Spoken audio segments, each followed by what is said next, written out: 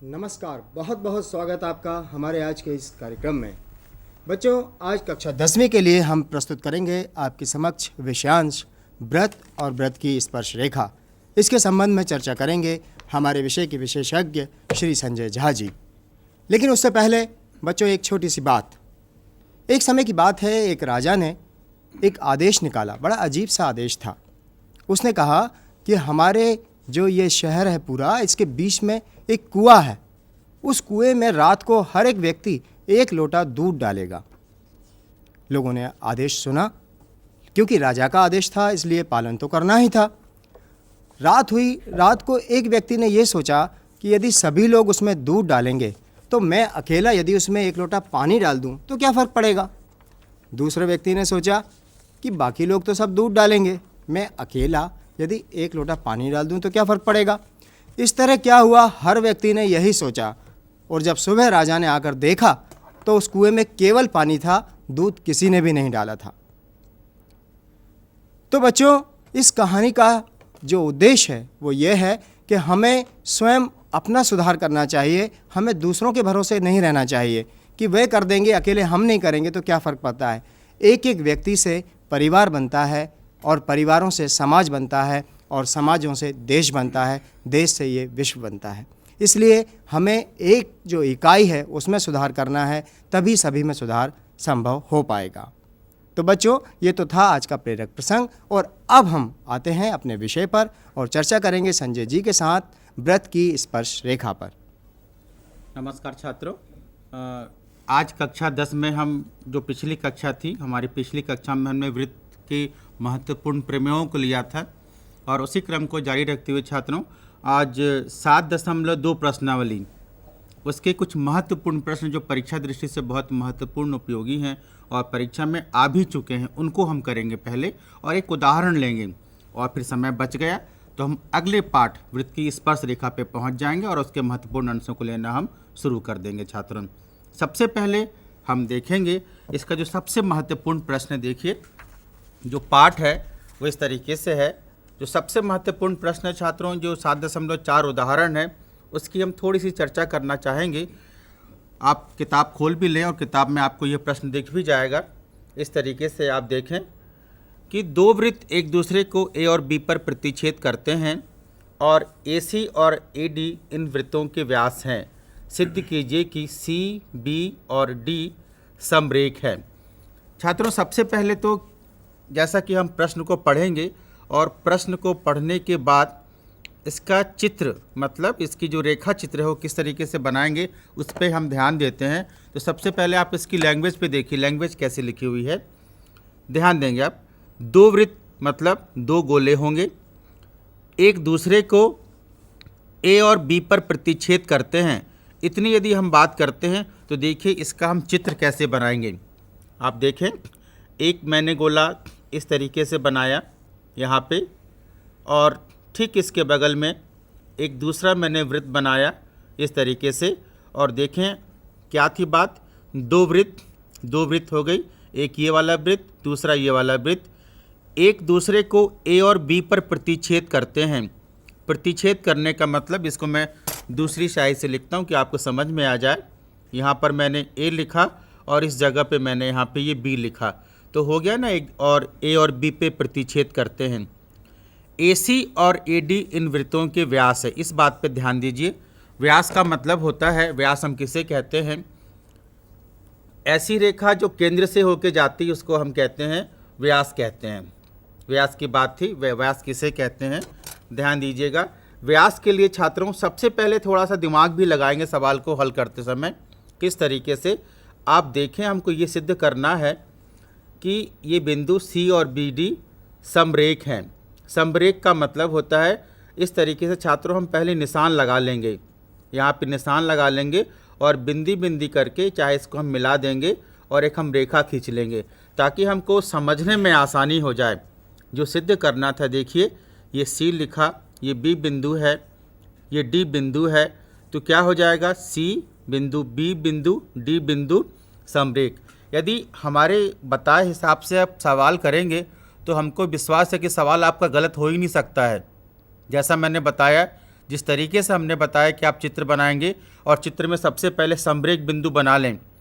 यदि ऐसा छात्र नहीं करेंगे तो हो सकता है कहीं ना कहीं चित्र बनाने के बाद सवाल हमारा गलत हो जाए। फिर उसके बाद देखिए, व्यास का मतलब होता है कि जो रेखा केंद्र से होके जाती है उसको हम व्यास कहते हैं। तो डॉट डॉट करके यहाँ पे ये व्यास खींच लीजिए। उसी प्रकार यहाँ पे देखिए, इस तरीके से यहाँ पे इसको भी ऐसे हम डॉट डॉट करके यहाँ पे हम इसको भी व्यास खींच लेंगे। व्यास केंद्र से जाती है, इसीलिए यहाँ पर हम ओ लिख दिया मैंने, और यहाँ पे हमने क्या लिख दिया, ओ डैश लिख दिया। इस तरीके से हमने तो ये ज़रूर कर देंगे। अब देखिए, हमको सिद्ध करना है कि ये जो बिंदु सी है, बिंदु बी है और बिंदु जो डी है वह समरेख है। समरेख का मतलब तो आप जानते ही हैं कि जब किसी सीधी रेखा पे तीनों बिंदु स्थित होते हैं तो उसको हम समरेख कहते हैं। छात्रों, सबसे इसमें इसके बाद देखिए कि ज्ञात है की बारी आती है कि ज्ञात है किसे कहते हैं या क्या होता है। छात्रों, एक चीज़ देखिएगा, ज्ञात है जो है वो किस तरीके से हम आपके सामने बताते हैं।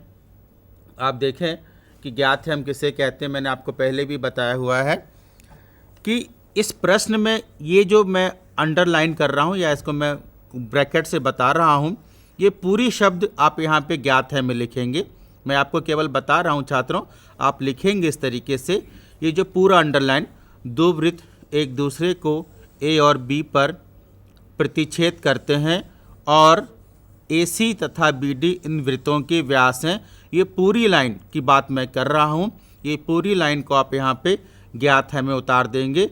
और सिद्ध करने जो दूसरा स्टेप है, जो सिद्ध करना है छात्रों, इसमें क्या उतारेंगे, देखिए कि C, B और D क्या है, समरेख हैं। ये जो है यहाँ पे इस तरीके से उतारेंगे कि C, B, D बिंदु समरेख हैं, समरेख हैं। इस तरीके से आप यहाँ पे सिद्ध करने में भी इस लाइन को उतारेंगे। तो ये जो पहला जो ब्रैकेट है वह ज्ञात है, यह हो जाएगा।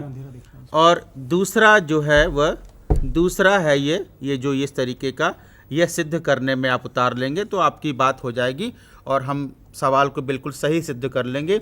अब आप इसकी उत्पत्ति पे देखें कि हम उत्पत्ति कैसे करते हैं। छात्रों, उत्पत्ति पे अवश्य ध्यान देंगे। कैसे हम उत्पत्ति करते हैं इसकी, बस 3 या 4 लाइनों की उत्पत्ति है। और एक चीज़ और छात्रों, इसको मिला भी दीजिएगा यहाँ से, इसको यहाँ पे, इसको ए को बी से यहाँ पे ऐसे मिला दीजिएगा। तो रचना में लिखिएगा ए को बी से मिलाया, इस तरीके से। अब आप देखें इसको हम कैसे करते हैं। तो चाहें तो यहाँ पे एक स्टेप और लिख लें, रचना में लिखिएगा यहाँ पे ए को बी से मिलाया, इस तरीके से। अब इसकी उत्पत्ति को आप देखें कि उत्पत्ति किस तरीके से होती है। तो आपके लिए मैं यहाँ पे चित्र भी बना के बताता हूँ कि इस चित्र को ध्यान रखेंगे किस तरीके से होता है, कि चित्र को हम किस तरीके से रिप्रेजेंट करते हैं। और देखिए, इस चित्र को इस तरीके से बनाया यहाँ पे। ये चित्र मैं आपको बना के बता रहा हूँ, आपको दिखेगा भी चित्र यहाँ पे, तो आपको उत्पत्ति समझने में आसानी हो जाएगी। यहाँ पे मैं आपको बता रहा हूँ, यहाँ पे ध्यान दीजिएगा। उत्पत्ति देखिए किस तरीके से इसकी होगी।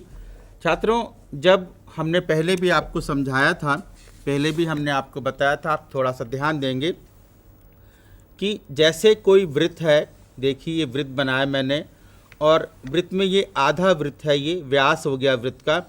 और जब आधा वृत्त अपने एकांतर खंड पे जो कोण बनाता है छात्रों, तो इस कोण का जो मान होता है वह 90 डिग्री का होता है।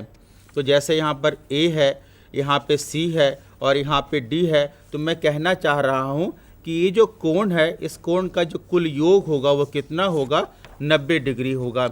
मतलब कोण A, कोण D और कोण C, इसका कितना मान होगा, 90 डिग्री होगा। और आप कारण में क्या लिखेंगे, अर्धवृत्त का कोण कितने का होता है, 90 डिग्री का होता है, इस तरीके से। तो आप ये दिख भी रहा होगा, आप चित्र में देखें यहाँ पे कि इस कोण की हम बात कर रहे हैं, तो ये कोण आपको कितने का दिखेगा, 90 डिग्री का दिखेगा। तो आप यहाँ पे ऐसे लिखेंगे यहाँ पे कि कोण ए बी सी बराबर यहाँ पे लिखेंगे 90 डिग्री, और कारण में लिखेंगे छात्रों यहाँ पे अर्धवृत्त का कोण, इस तरीके से अर्धवृत्त का कोण, अर्धवृत्त का कोण। तो यह कारण में आपका चला जाएगा पूरा, इस तरीके से ध्यान दीजिएगा। और फिर आप दूसरी तरफ देखें कि दूसरी तरफ हम कैसे लेते हैं। आप देखें ये वाला जो कोण है इस तरीके का, इस तरफ वाला कोण, ये भी अर्धवृत्त का कोण है, तो इसको भी हम लेंगे तो कोण ए बी डी बराबर यह भी 90 डिग्री है। यह सेम कारण इसके नीचे भी आप इस तरीके से लिख देंगे। इन दोनों को छात्रों हमने जोड़ दिया तो कोण ए बी सी प्लस कोण ए बी डी 90-90 जुड़ जाएगा तो 180 डिग्री हो जाएगा। छात्रों इसके बाद देखिए कि जब हमने पहले भी आपसे कहा था और मैं फिर आपसे एक बार फिर दोबारा दोहराना चाहता हूँ कि जब सीधा कोण होता है, मान लीजिए कोण है तो ये 90 डिग्री का हो गया कोण, यह भी 90 डिग्री का हो गया। जब छात्रों ये पूरा कोण 180 डिग्री का होता है तो इसका मतलब समझना चाहिए कि जो रेखा है, ये जो रेखा है, यह रेखा कैसी हो जाएगी, सीधी रेखा हो जाएगी। जब कोण 180 डिग्री के होते हैं तो जो तीनों बिंदु हैं वो समरेख कहलाते हैं। मैं वही बात कर रहा हूँ जैसा कि आप सोच रहे होंगे, तो इसलिए मैं यहाँ पे लिखूँगा यहाँ पे कि ये दोनों कोणों को जब हम मिलाते हैं तो कोण, पूरा जो कोण है यह लिखा जाएगा सी बी डी बराबर कितना हो जाएगा छात्रों, 180 डिग्री हो जाएगा। देखें ना, ये वाला कोण और ये वाला कोण को जोड़ा तो कितना हो गया, 180 डिग्री हो गया। 180 हो गया तो ये पूरा कोण, जो पूरा कोण है वो कितना कहलाएगा, 180 कहलाएगा। तो अर्थात सी बी और ये जो डी बिंदु हैं वो क्या कहलाएंगे, समरेख कहलाएंगे। इसलिए छात्रों हम लिख देंगे यहाँ पे अतः करके, ऐसा लास्ट में लिख देंगे। अतः ध्यान दीजिएगा, अतः बिंदु C comma B comma D ऐसा समरेख है और यही हमको सिद्ध करना था। छात्रों यह उदाहरण 7.4 उदाहरण का प्रश्न था, बहुत इम्पोर्टेंट प्रश्न था। हम आशा करते हैं कि आपको समझ में आया होगा। आप किताब से भी मिलान कर लेंगे तो इस तरीके से किताब में नहीं किया गया जैसा कि हमने आपको करके दिखाया, इस बात की ज़रूर आप ध्यान रखेंगे। और आपने नोट भी कर लिया होगा, परीक्षा में हमेशा ये पूछा जाता है।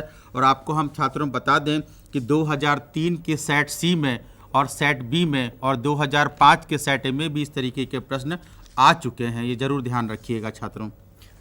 बच्चों एक बात का ध्यान रखें कि जो प्रमेय पर आधारित प्रश्न होते हैं वे प्रमेय पर आधारित प्रश्न अत्यंत महत्वपूर्ण होते हैं, क्योंकि अधिकांश विद्यार्थी उन्हें छोड़ देते हैं। ज्योमेट्री में वे ज़्यादा से ज़्यादा क्या करते हैं कि प्रमेय याद कर लेते हैं और उसके बाद कुछ रचनाएं करते हैं, लेकिन प्रमेय पर आधारित जो प्रश्न हैं वह छोड़ देते हैं। जबकि वे प्रश्न भी उसमें कम से कम 4-5 प्रश्न ऐसे आते हैं छोटे छोटे, और कुछ बड़े क्वेश्चंस भी हैं जो प्रमेय पर आधारित हैं और ज़्यादा अंकों के आते हैं।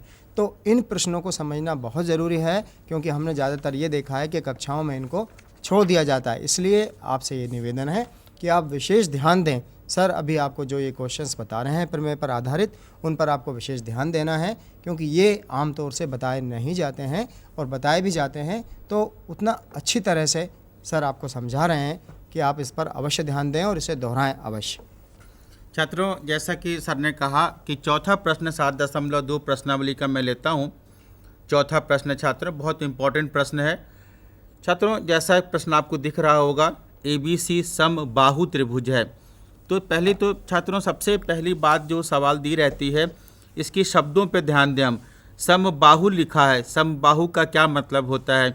जिसकी सारी भुजाएं बराबर होती हैं उसको हम समबाहु त्रिभुज कहते हैं। और फिर छात्रों लिखा है कि इन दोनों कोणों को ज्ञात कीजिए। तो छात्रों देखिए, मैं सवाल बना हुआ है, चित्र दिखा रहा हूँ आपको। ये भुजा, ये वाली भुजा और ये वाली भुजा, तीनों भुजाएं बराबर हैं। तो इसका जो उत्तर इस तरीके से करेंगे छात्रों, तो आप देखेंगे कि AB भुजा बराबर BC भुजा बराबर यहाँ पे तीसरी भुजा क्या हो गई, AC भुजा। क्योंकि ऐसा इसलिए हो जाएगा छात्रों क्योंकि यह समबाहु त्रिभुज है। समबाहु त्रिभुज है और समबाहु त्रिभुज की सभी भुजाएं बराबर होती हैं, इसीलिए इनके सभी कोण, कहने का मतलब है कि कोण A, ये ऊपर वाला कोण, कोण B, ये वाला कोण B, और कोण C, ये वाला कोण C, तीनों कोण भी आपस में बराबर होंगे। छात्रों 9वीं कक्षा में भी हम कर चुके हैं। यहाँ पे कारण चाहे लिखेंगे कि बराबर भुजाओं के सम्मुख कोण, इस तरीके से आप लिख सकते हैं कि बराबर भुजाओं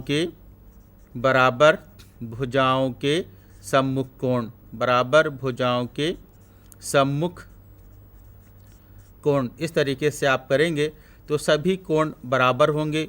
क्यों बराबर होंगे? क्योंकि सभी भुजाएं आपस में बराबर हैं।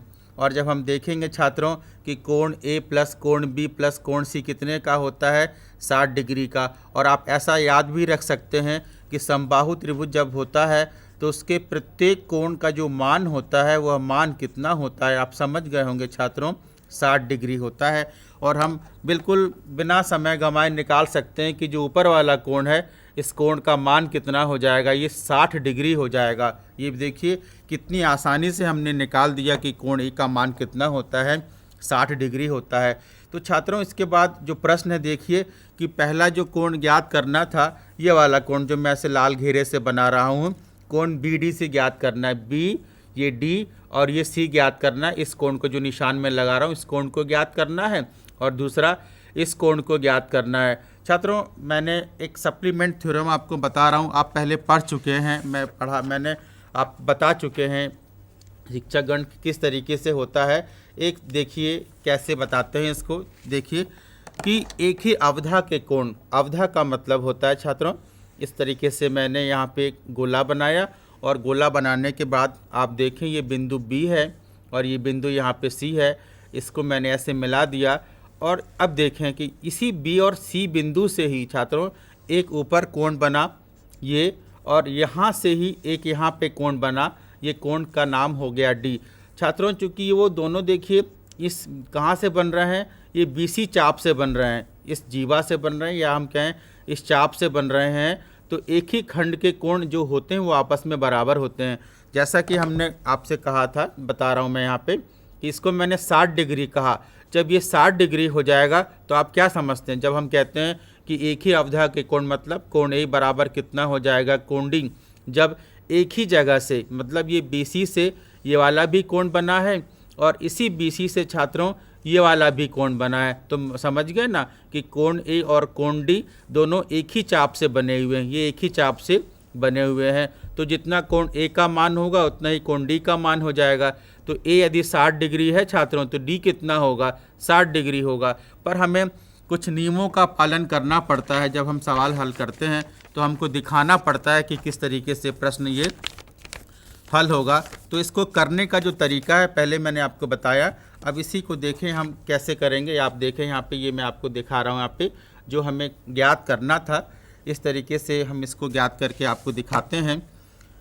जैसा पहले बताया उसी हिसाब से मैं बताता हूँ कि कोण BAC बराबर कोण हो जाएगा BDC और इसका मान कितना था, 60 डिग्री।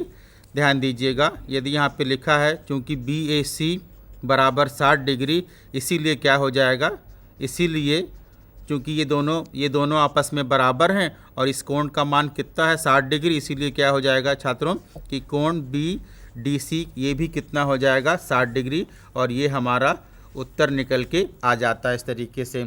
अब हमने इस वाला निशान, इसका मान हो गया 60 डिग्री, हमने आपको निकाल के बता दिया।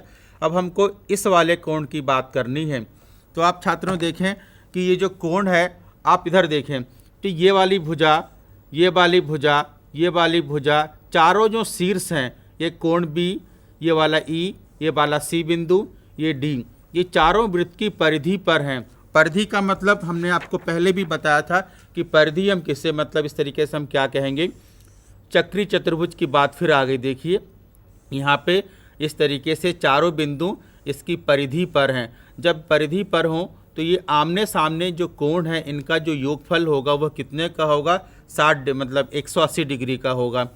यदि ये कोण का मान 60 डिग्री है तो देखिएगा कि ये जो कोण है D और यहाँ पे जो कोण है E, इन दोनों का जो कुल योगफल होता है छात्रों चक्री चतुर्भुज कहलाते हैं। क्यों कहलाते हैं, क्योंकि जो चारों शीर्ष वृत्त की परिधि पर हैं और जब परिधि पर होंगे तो ये आमने सामने के जो कोणों का योग कितना होगा, 180। तो हम ऐसा लिख सकते हैं कोण E प्लस कोण D बराबर 180। और कारण में हम लिखना चाहें तो हम ऐसा बताएंगे कि चक्री चतुर्भुज के कोण का योग कितना होता है, 180 डिग्री होता है। तो हम इस सवाल में हम दिखाना चाहेंगे किस तरीके से। तो आप देखें कि इसको हम आगे हल करेंगे तो इस तरीके से करते हैं कि कोण BEC प्लस कोण DC बराबर 180, क्योंकि चारों भुजाएं यहाँ पे और चारों शीर्ष जो हैं परिधि पर हैं, तो परिधि पर हैं तो ये चक्री चतुर्भुज कहलाएगा। तो यहाँ पे आप ब्रैकेट में लिखें भी कि चक्री चतुर्भुज की परिभाषा से इस तरीके से आप यहाँ पे दिखा भी सकते हैं। और इस कोण का जो मान हमको यहाँ पे ज्ञात करना है BEC का मान, और इसका मान यहाँ पे 60 डिग्री है, बराबर कितना हो गया 180 डिग्री। तो आप देखें अंतिम पदों में हम कैसे लेते हैं, कोण BEC, ध्यान दीजिएगा, कोण BEC बराबर 180 माइनस कितना हो गया 60, बस अंतिम पद की बात है। तो कोण BEC 180 में से 60 घटा देंगे तो कितना आ जाएगा 120 डिग्री। तो इस कोण का मान 60 निकला, तो इस कोण का मान कितना आ जाएगा अपने आप 120 डिग्री आ जाएगा। इस तरीके से आप आसानी से हल भी कर सकते हैं पूरे प्रश्न को। बच्चों, आपने देखा कि ये एक महत्वपूर्ण प्रश्न जो कि प्रमेय पर आधारित था। ये बात आप हमेशा ध्यान रखिए कि जो भी ज्यामितीय तथ्य हम सिद्ध करते हैं या जो भी ज्यामितीय तथ्य होते हैं, उनकी ज़रूरत इन सवालों को सिद्ध करने के लिए आवश्यक रूप से पड़ती है। जैसा कि आपने देखा अभी जो संजय जी ने सवाल हल किया, उसमें उन्होंने 2 तथ्यों का उपयोग किया। सबसे पहला तथ्य उन्होंने उपयोग किया रेखागणित का कि एक ही अवधा के कोण तुल्य होते हैं। एक ही जीवा से जिस तरह से कोण बनाए गए थे दोनों परिधियों पर, वे बराबर थे, और उससे उन्होंने किस तरह से निकाल दिया था कि एक कोण 60 डिग्री है तो दूसरा कोण भी 60 डिग्री होगा। इस तरह पहला कोण हमको प्राप्त हो गया। इसके उपरांत उन्होंने दूसरे एक प्रमेय का, एक ज्यामितीय तथ्य का उपयोग किया कि चक्रीय चतुर्भुज के जो सम्मुख कोण हैं उनका योगफल 180 अंश होता है। आप जानते हैं कि ऐसा चतुर्भुज जिसके चारों शीर्ष किसी वृत्त की परिधि पर स्थित हो उसे हम चक्रीय चतुर्भुज कहते हैं। तो जब इनका योगफल 180 अंश होगा और हमको यदि एक 60 अंश प्राप्त हो गया है तो दूसरा 180 में से 60 को हमने घटाकर प्राप्त कर लिया। इस प्रकार जो भी हम प्रमेय सिद्ध करें, जो भी ज्यामितीय तथ्य हों वे हमें याद हों, तभी हम रेखागणित के सवालों को ठीक ढंग से कर पाएंगे।